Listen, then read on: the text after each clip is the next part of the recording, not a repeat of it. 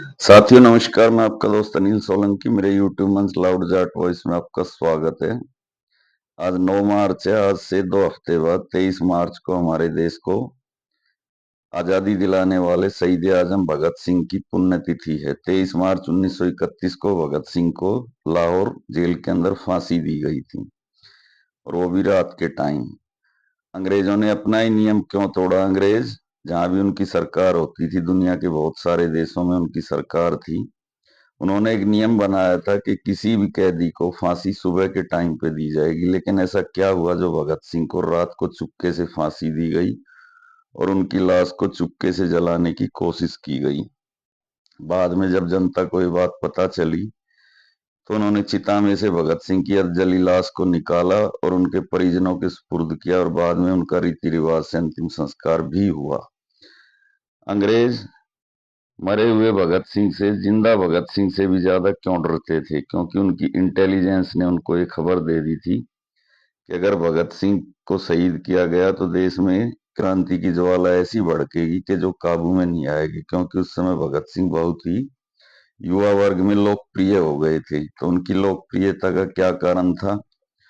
और एक बात जो हमारे देश में कही जाती है कि गांधी जी अगर चाहते तो भगत सिंह की फांसी की सजा माफ हो सकती थी।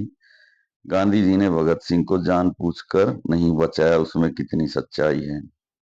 और एक और क्रांतिकारी हमारे देश में हुए थे, वीर दामोदर सावरकर।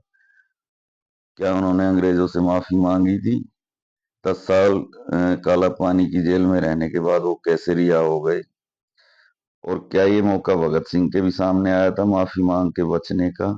आया था तो वो क्यों नहीं बचे, और गांधी जी ने उनको बचाने की कोशिश क्यों नहीं की? ये सारी बातें आज के वीडियो में मैं आपको बताऊंगा। वीडियो को पूरा देखना, ध्यान से देखना। और जो भाई अभी अभी मेरे चैनल से जुड़े हैं वो चैनल को सब्सक्राइब कर दें।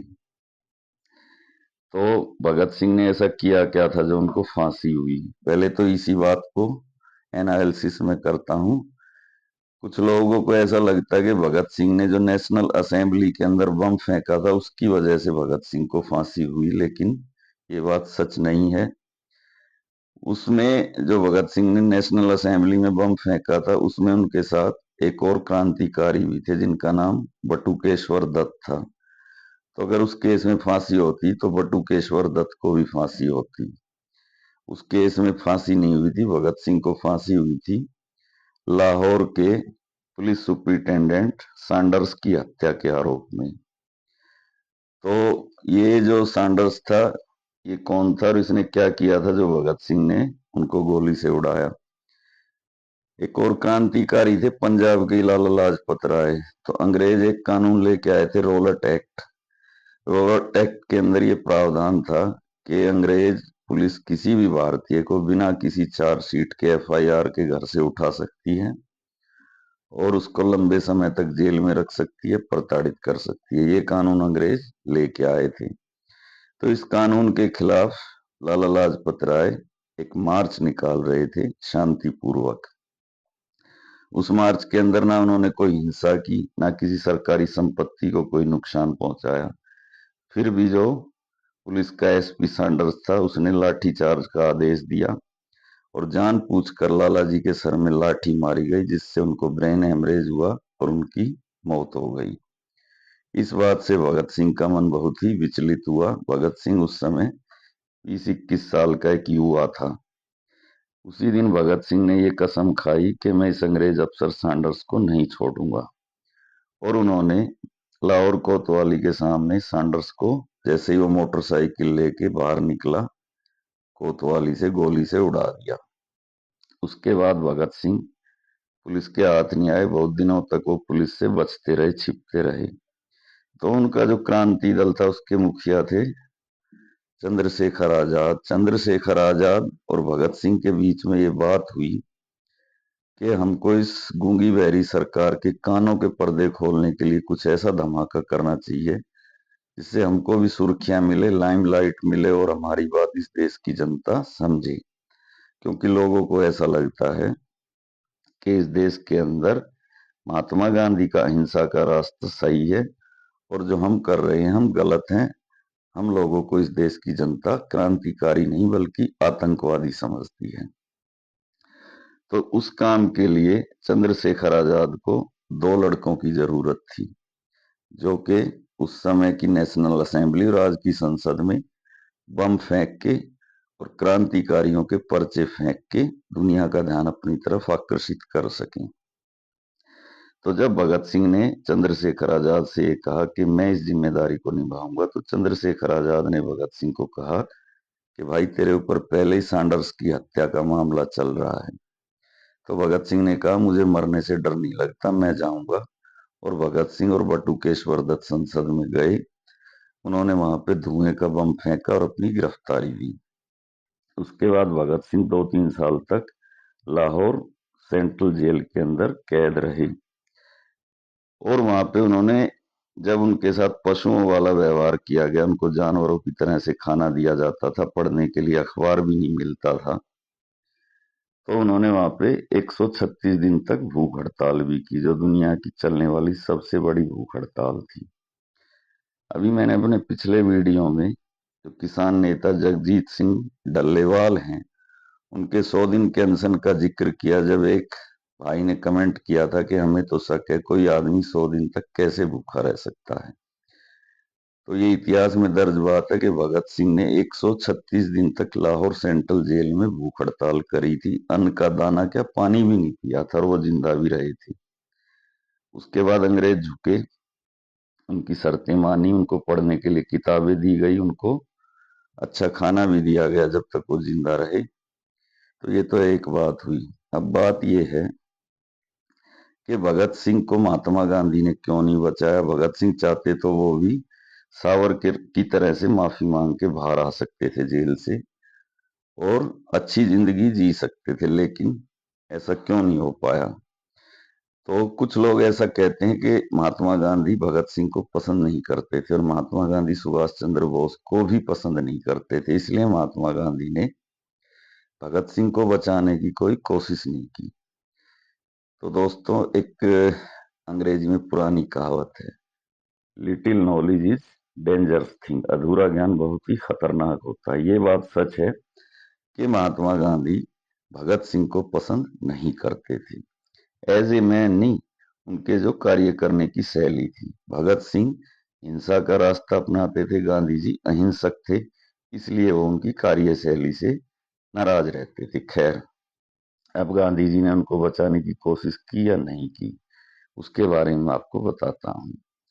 1930 की बात है, भगत सिंह को फांसी हुई थी 23 मार्च 1931 को। 1930 में गांधी जी भगत सिंह को बचाने के लिए बकायदा लंदन गए और उस समय के वायसराय, जो उस समय किसी काम से लंदन में थे, लॉर्ड इरविन के साथ बातचीत करी।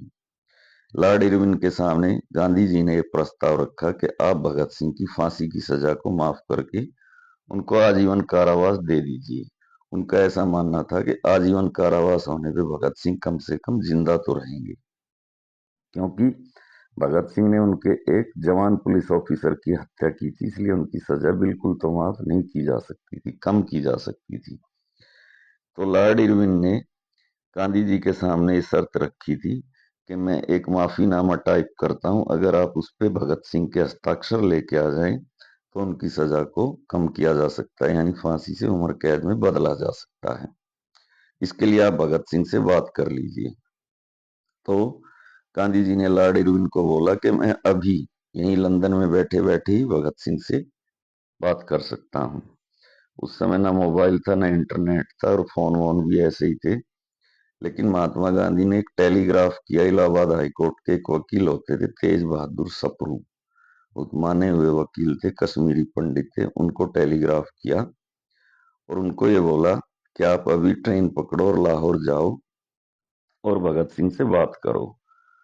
और जो लॉर्ड इरविन ने टाइप करके माफीनामा दिया था वो भी उन्होंने भिजवाया उसके पास, वकील साहब के। इस पे किसी तरीके से भगत सिंह के साइन अगर वो कर दे तो लेके आओ, उनकी जिंदगी देश के लिए बहुत ही जरूरी है बचनी।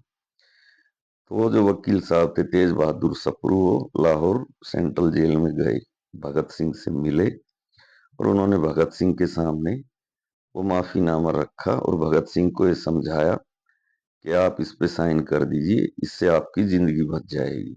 आपकी जिंदगी इस मुल्क की अनमोल धरोहर है। अगर आप जिंदा रहे तो अपने जैसे हजारों क्या लाखों क्रांतिकारी और भी पैदा कर सकते हैं।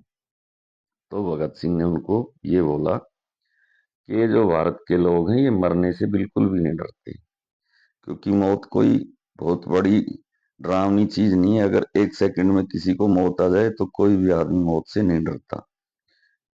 आदमी मौत से पहले होने वाली पीड़ा से डरता है कि मौत के समय पे जो दर्द होगा वो मैं कैसे सहन करूंगा। तो अगर मैंने इस पे साइन कर दिए तो भविष्य में एक भी क्रांतिकारी इस देश में पैदा नहीं होगा, क्योंकि लोगों को ऐसा लगेगा कि भगत सिंह मरने से डर गया तो मौत एक बहुत ही डरावनी चीज है। तो वो जो वकील साहब थे तेज बहादुर सप्रू, वो उनके पास 4 दिन तक गए उस माफीनामे को लेके, लेकिन भगत सिंह ने उनके माफीनामे को आउटसाइड रिजेक्ट कर दिया। उन्होंने कहा कि मेरी जिंदगी कोई अहमियत नहीं रखती। मुझे ये बात पता थी जिस दिन मैंने अपनी गिरफ्तारी दी नेशनल असेंबली में कि मैं अगर गिरफ्तार हुआ तो मेरी मौत निश्चित है। तो ये प्रयास महात्मा गांधी ने भगत सिंह को बचाने के लिए किया था, जो कि सफल नहीं हुआ। और अंग्रेजों को इंटेलिजेंस से एक खबर मिल गई थी कि भगत सिंह की मौत के बाद देश में दंगे भड़क सकते हैं, सेना और फौज में बगावत हो सकती है। इसलिए उन्होंने अपना नियम बदला और उनको सुबह की बजाय रात को फांसी देके आनंद फानंद में जलाने की कोशिश भी की गई।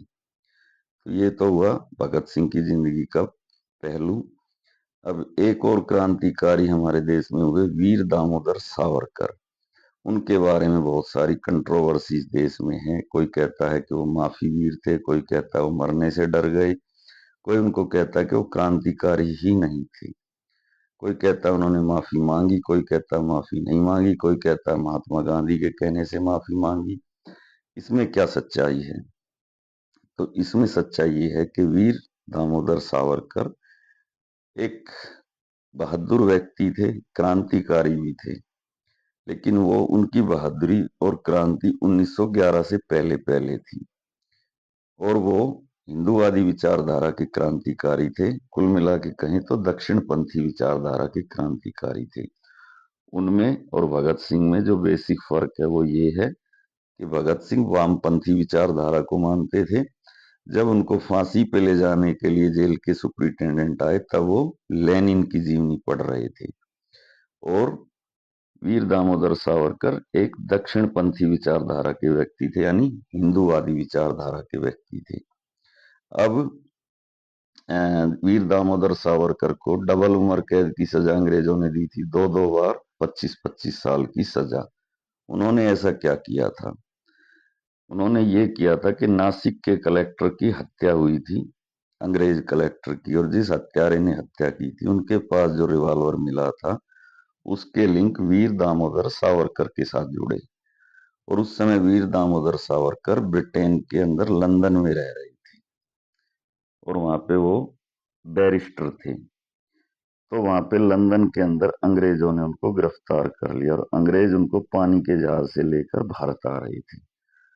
तो सावरकर ने समुंदर के अंदर जो पानी के जहाज के अंदर टॉयलेट होता है उस टॉयलेट के अंदर वो गए और उसके अंदर जो टॉयलेट बैठने की सीट होती है ना, जैसे आपने ट्रेन में देखी होगी बिना बॉक्स वाली सीट जिसमें नीचे कोई बॉक्स नहीं होता, वैसी सीट थी जिसमें मल सीधा पानी में समुद्र में गिरता है। तो उनका पतला शरीर था, वो उस सुराख में से समुद्र में कूद गए और तैरकर फ्रांस के तट पे, फ्रांस में वो पहुंच गए। इंग्लिश चैनल को तैर के उन्होंने पार किया, लेकिन वहां पे उनको ब्रिटिश जो गोताखोर थे वो भी उनके पीछे पीछे तैर के वहां पे पहुंच गए और उन्होंने फ्रांस में शरण लेने की कोशिश भी करी, लेकिन फ्रांस और ब्रिटेन की आपस में संधि थी, फ्रांस ने उनको शरण नहीं दी और ब्रिटेन पुलिस के हवाले कर दिया। ये बात है 1910 की।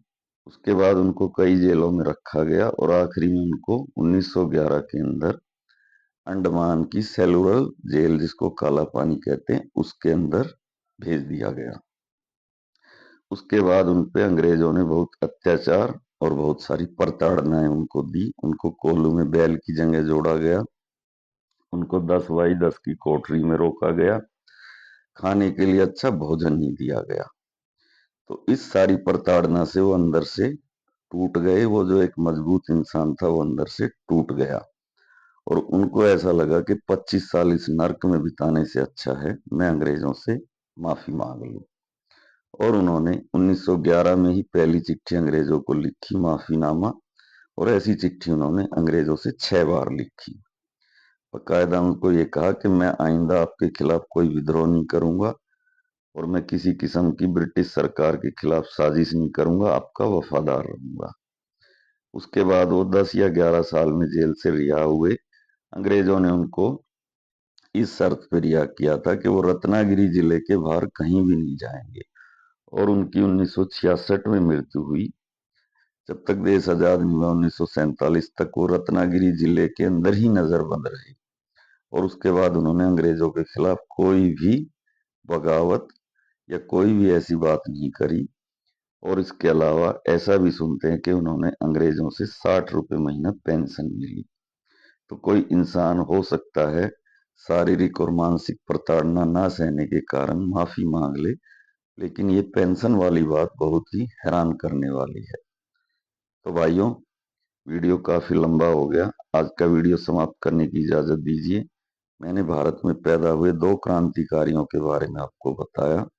हो सकता है मेरी बातों से कुछ लोग सहमत हों, कुछ लोग असहमत हों।